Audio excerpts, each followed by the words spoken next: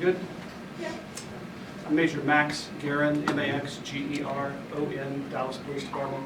I'm the major over the Violent Crime Section of the Crimes Against Persons Division. First of all, I'd like to thank members of the community that have come forward with information related to the Zoe Hastings case thus far. And we wanted to update the public on the progress that detectives have been able to make, and then ask, based on that progress, for some specific assistance related to information that we've discovered. We believe that at about 4:40 p.m. on Sunday, October the 11th, 2015, Zoe left home and drove to the Walgreens store at the corner of Garland and Peavy, Garland Road and Peavy Road. We believe she went there to return a Redbox movie, and we believe that she left shortly thereafter. We don't believe she was there very long. We are currently reaching out to the Walgreens store, as well as you folks in the media, to try to identify any potential customers or individuals that may have been in that store between the hours of, say, 4:30 p.m. on Sunday and 5 p.m. We want to touch base with them. We want to talk to them to see if they, by chance, remember either seeing Zoe, the van that we've released pictures of, or perhaps a person or persons of interest that detectives can follow up with. Additionally, we wanted to announce that members of Zoe's family have advised us that they will be organizing something of a vigil, but more along the lines of a canvas of the area in and around the crime scene. And that's to begin tomorrow at 5 p.m. at Norbuck Park, which is located at 200 North Buckner Boulevard. We'll be assisting the family in that endeavor as well. Today, detectives canvassed area homes and businesses, and we are currently working on processing all of the related physical evidence that we've collected thus far. We hope to know more as that evidence is processed and as we follow up on leads. As we do so, we will provide additional information and details as they become available and appropriate for release. And finally, I'd again like to ask that anyone that may have information that at the Walgreens, contact Detective Scott Sayers with the Dallas Police Homicide Unit at 214-671-3647. I'll take a couple of questions. Why do you believe she went to Walgreens and the Redbox? In talking with the family, that is where she expressed that she was going, and the investigation thus far supports that that's what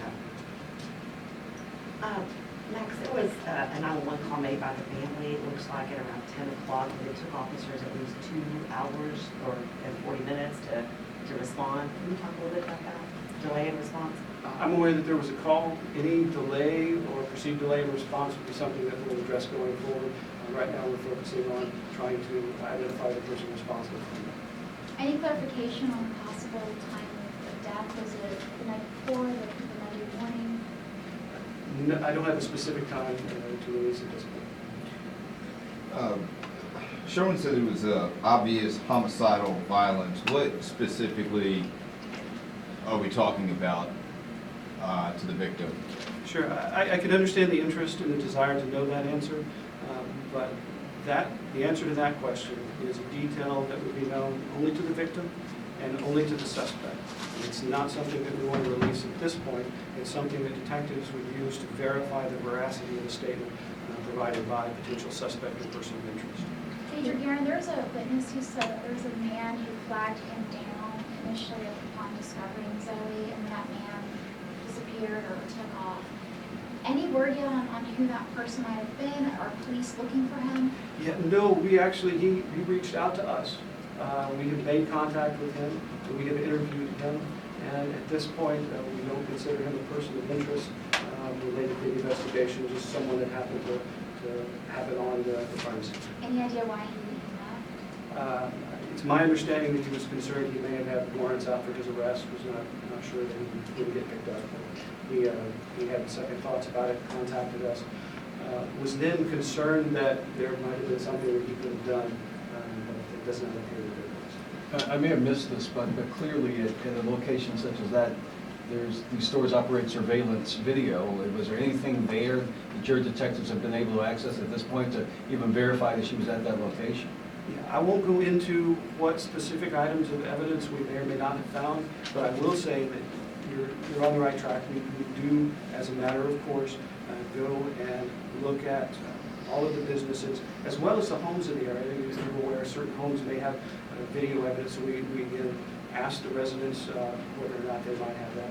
And that's what we plan on doing tomorrow as well with the public that comes to volunteer to help.